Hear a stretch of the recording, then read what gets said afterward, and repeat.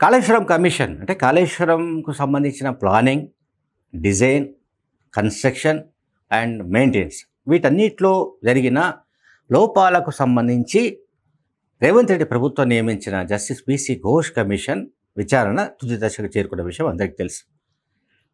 మాజీ మంత్రి ఇరిగేషన్ శాఖను నిర్వహించిన హరీష్ రావు ఈ కమిషన్ ముందు హాజరయ్యారు. కమిషన్ అడిగింది ఏంటంటే, అసలు మీరు ఈ పర్టికులర్గా ఈ చేంజ్ ఆఫ్ ద ప్లేస్ అంటే తుమ్మిడిహట్టి కాకుండా దీన్ని ఎందుకు తీసుకున్నారు, మేడిగడ్డిని ఎందుకు అనేది అడిగింది. దానికి ఆయన చెప్పింది ఏంటంటే, ఇది అప్పటి మహారాష్ట్ర ప్రభుత్వం అప్పుడు ఒప్పుకోలేదు కనుక, అంటే మహారాష్ట్ర ప్రభుత్వం ఒప్పుకోలేదు కనుక మేమది దాన్ని ఇది తుమ్మిడిహట్టి పాయింట్ నుంచి మేడిగడ్డకు మార్చినట్టు మన హరీష్ రావు చెప్పారు. మేడిగడ్డకు దాన్ని ప్లేస్ని షిఫ్ట్ చేస్తామని చెప్పారు. ఇది బ్యారేజ్. ఓకే, రైట్, ఇది ఒకటి పాయింట్. నెక్స్ట్ పాయింట్ వచ్చేసి సెంట్రల్ వాటర్ కమిషన్ సూచనల మేరకే బ్యారేజెస్ అండ్ రిజర్వాయర్స్కు సంబంధించిన సంఖ్యను కూడా పెంచినట్లు హరీష్ రావు కమిషన్ ముందు చెప్పారు. అలాగే 16 లక్షల కంటే ఎక్కువ ఆయకట్టు ఇవ్వాలంటే తప్పనిసరిగా రిజర్వాయర్ల సంఖ్య పెంచాలని సెంట్రల్ వాటర్ కమిషనే చెప్పిందని కూడా హరీష్ రావు చెప్పారు. దీంట్లో ఇంకొక ముఖ్యమైన పాయింట్ ఏంటంటే, అసలు మేడిగడ్డ అనే అది ఏదైతే ఒక పిల్లర్ కుంగిపోయిన వ్యవహారం ఉందో, సమస్య అంతా ఇక్కడి నుంచే కదా, మేడిగడ్డ నుంచి మొదలైంది. ఈ మేడిగడ్డ బ్యారేజ్కి సంబంధించిన నిర్ణయం అంటే అక్కడ నిర్మించాలి అనే దానికి సంబంధించిన ఏదైతే డిసిషన్ ఉందో, ఆ డిసిషన్ అనేది ఒక్కరి నిర్ణయం కాదు. అంటే ఒక్క నిర్ణయం కాదంటే ఇన్ ద సెన్స్ కేసీఆర్ నిర్ణయం కాదని చెప్పడానికి హరీష్ రావు ప్రయత్నించినట్టుగా మనకు కనిపిస్తోంది. దీనికి ముందు అంటే ఈ బ్యారేజ్ నిర్మాణానికి ముందు మంత్రులు చాలాసార్లు సమావేశమైనట్టుగా కూడా ఆయన చెప్పాడు. అండ్ మోర్ ఓవర్ వ్యాప్కోస్ సంస్థ ఆ నివేదిక ఆధారంగా, వ్యాప్కోస్ సంస్థ అంటే సెంట్రల్ గవర్నమెంట్ ఏజెన్సీ అనుకోండి, వ్యాప్కోస్ సంస్థ నివేదికల ఆధారంగానే మేడిగడ్డ అండ్ మేడిగడ్డ అన్నారం సుందీల ఈ 3 బ్యారేజీలు నిర్మించినట్టుగా కూడా ఇరిగేషన్ శాఖ మాజీ మంత్రి హరీష్ రావు చెప్పారు. ఇది మేడిగడ్డ అండ్ అన్నారం అండ్ సుందీల ఈ బ్యారేజెస్. ఓకే, ఇది సుందీల ఈ 3 బ్యారేజెస్కు సంబంధించి వ్యాప్కోస్ అనే సెంట్రల్ గవర్నమెంట్ ఇచ్చిన నివేదికను బేస్ చేసుకొని ఇచ్చినట్టుగా చెప్పారు ఆయన. వ్యాప్కోస్ నివేదిక ఆధారంగా ఈ బ్యారేజ్ను నిర్మించినట్టు చెప్పారు. మేడిగడ్డ, అన్నారం అండ్ సుందీల ఈ 3 బ్యారేజ్ నిర్మించినట్టుగా హరీష్ రావుకు చెప్పారు. అలాగే లొకేషన్ చేంజ్కి సంబంధించి అంటే మళ్ళీ తుమ్మిడిహట్టి నుంచి ఈ లొకేషన్ మేడిగడ్డకు మార్చడం వెనుక కంప్లీట్గా టెక్నికల్ రిపోర్ట్స్ను బేస్ చేసుకున్నట్టుగా హరీష్ రావు చెప్పారు. బ్యారేజెస్ అండ్ ప్రాజెక్ట్స్కు సంబంధించిన లొకేషన్స్ను మార్చడం అనేది కొత్త ఏం కాదు. నాగార్జున సాగర్ కావచ్చు, కాంతనపల్లి కావచ్చు, మరికొన్ని ప్రాజెక్ట్స్ కూడా ముందుగా అనుకున్న ప్లేస్ కంటే ఆ తర్వాత లొకేషన్స్ మార్చినట్టుగా హరీష్ రావు ఈ సందర్భంగా కమిషన్ దృష్టికి తీసుకొచ్చారు. అలాగే అప్పటి ప్రభుత్వం ఒక హై పవర్ కమిటీకి కొన్ని అధికారాలు ఇచ్చిందని కూడా చెప్పారు. అయితే కాళేశ్వరం కార్పొరేషన్ ఏర్పాటుకు కారణమైందని కమిషన్ క్వశ్చన్ చేసింది. చాలా ఇంపార్టెంట్ పాయింట్ ఇది. ఎందుకంటే ఏ ప్రభుత్వానికైనా కూడా ఆర్థిక శాఖ అంటూ ఒకటి ఉంటుంది. ఆర్థిక శాఖ మంత్రిగా అప్పుడు ఈటెల రాజేందర్ పనిచేశాడు. సో ఇప్పుడు కాళేశ్వరం కార్పొరేషన్ సపరేట్గా ఏర్పాటు చేయడం వెనుక కారణాలేంటి, ఎందుకు ఏర్పాటు చేశారని జస్టిస్ పిసి ఘోష్ క్వశ్చన్ చేశారు, అంటే అడిగారు. దానికి హరీష్ రావు జవాబు చెబుతూ, కార్పొరేషన్ ద్వారా మాత్రమే ఈ లోన్స్ మొబిలైజ్ చేయడం అంటే ఆర్థికంగా డబ్బు సమకూర్చుకోవడానికి కాళేశ్వరం కార్పొరేషన్ ఏర్పాటు చేసినట్టు చెప్పారు. అలాగే కాళేశ్వరం కార్పొరేషన్ ద్వారా ఒకవేళ లోన్ తీసుకుంటే వాటి రీపేమెంట్ ఎట్లా చేయాలనుకున్నారని కూడా కమిషన్ అడిగింది.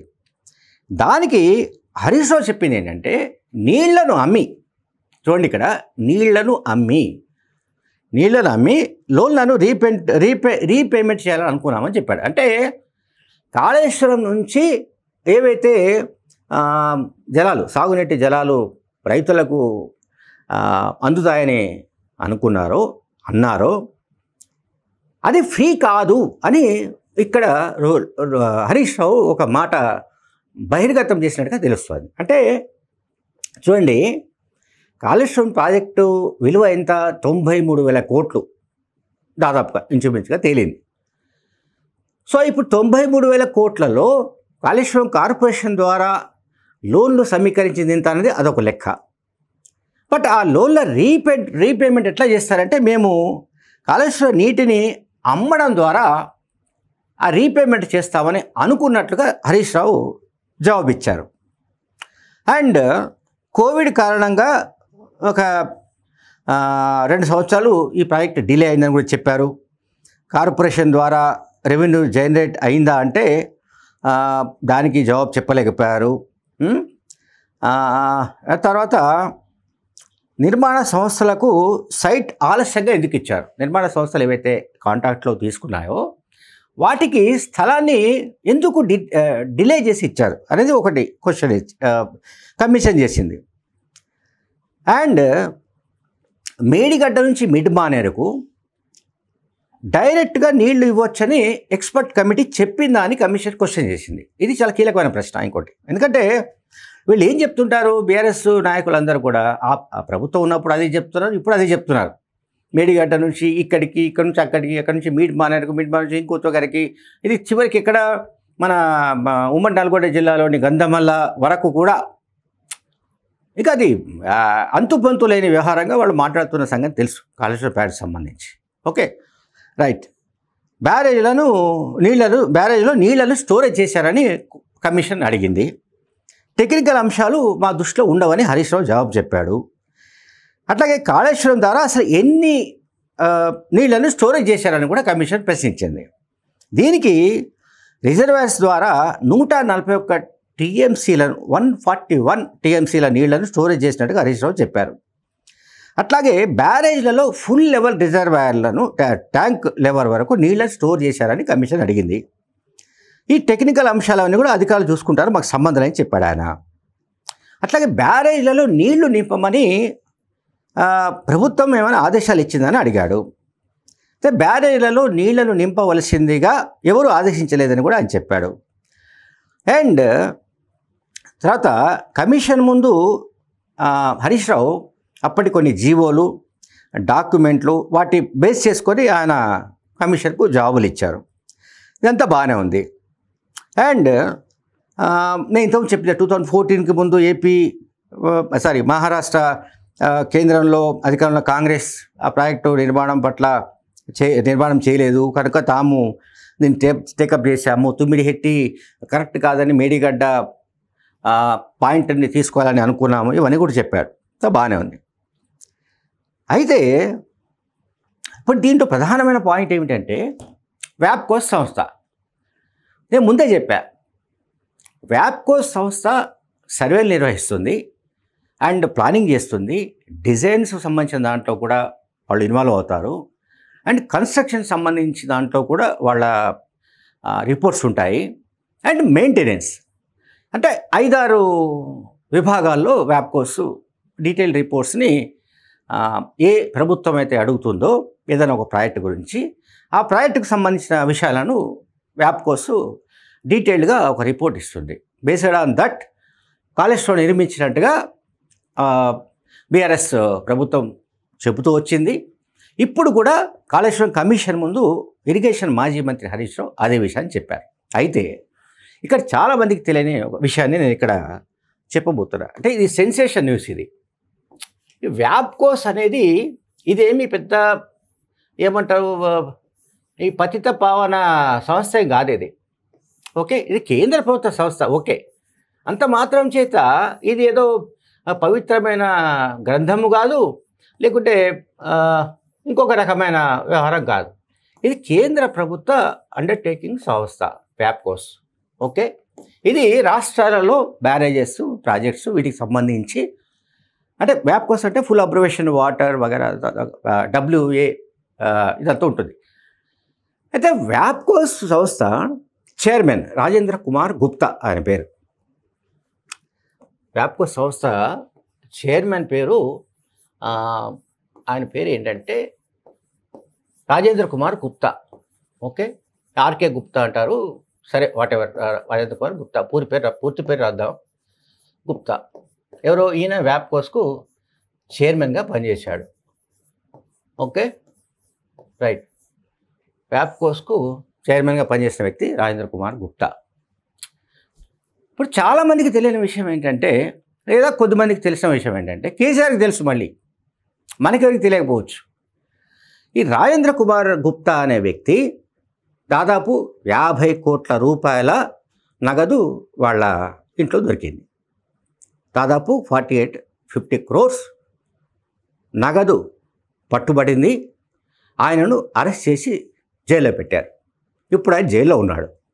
ఎవరు? వ్యాప్కోస్ సంస్థ చైర్మన్. సో వ్యాప్కోస్ సంస్థ ఇచ్చిన నివేదికను ఆధారం చేసుకొని మేము ఈ బ్యారేజీలు నిర్మించాము, మేము ఈ ప్రాజెక్టు నిర్మించామని మాజీ మంత్రి హరీష్ రావు చెప్పిన, 11వ తేదీన కేసీఆర్ చెప్పిన, ఇది ఎవరు నమ్మే పరిస్థితి కనిపించట్లేదు. బికాస్ వ్యాప్కోస్ సంస్థకున్న క్రెడిబిలిటీ అనే దానికి సంబంధించి ఇప్పుడు అందరం చెప్తాం, సిబిఐ చాలా క్రెడిబిలిటీ కలిగిన ఇన్వెస్టిగేషన్ ఏజెన్సీ అంటాం. అట్లాగే సెంట్రల్ గవర్నమెంట్ సంబంధించిన మరేదైనా సంస్థ ఉంటే కూడా దాన్ని మనం ఒక గొప్ప ఏజెన్సీ క్రెడిబిలిటీ ఉన్నదని అనుకుంటాం. కానీ ఆ సంస్థ నిర్వహించే వ్యక్తి, లేదా ఆ సంస్థను సూపర్వైజ్ చేసే వ్యక్తి, ఆ సంస్థ నడిపే వ్యక్తి కనుక కరప్ట్ అయితే, అవినీతి పరుడైతే, మరి అతనిపై చర్యలు తీసుకుంటే అతను ఇచ్చిన నివేదికలు సరైనవని మనం ఎట్లా అంటాం? ఇది చాలా వ్యాలిడ్ క్వశ్చన్. వ్యాప్కోస్ సంస్థను బేస్ చేసుకొని మేము ఇదంతా చేశామని చెప్తున్నప్పుడు, మరి వ్యాప్కోస్ సంస్థ అత్యంత నీతివంతమైన సంస్థ అనుకోవడానికి లేదు. ఆ సంస్థ చైర్మనే అరెస్ట్ అయ్యి జైల్లో ఉన్నాడు కరప్షన్ కేసులో. అందువల్ల ఇక్కడ స్థూలంగా నేను చెప్పదలుచుకుని ఏంటంటే, కాళేశ్వరం కమిషన్ విచారణలో హరీష్ రావు ఏ జవాబులు చెప్పినా, 11వ తేదీన కేసీఆర్ ఏ జవాబులు చెప్పినా, మొన్న ఈటెల రాజేందర్ ఏ జవాబులు చెప్పినా, ఫైనల్గా కమిషన్ కంటూ ఒక అన్ని రకాలుగా డాక్యుమెంటేషన్ ఎవిడెన్సెస్ కమిషన్ దగ్గర ఉన్నాయి. సో కమిషన్ ఫైనల్గా ఎటువంటి రిపోర్ట్ వస్తుందన్న దానిపైన సర్వత్రా ఉత్కంఠ నెలకొంది. Thank you very much.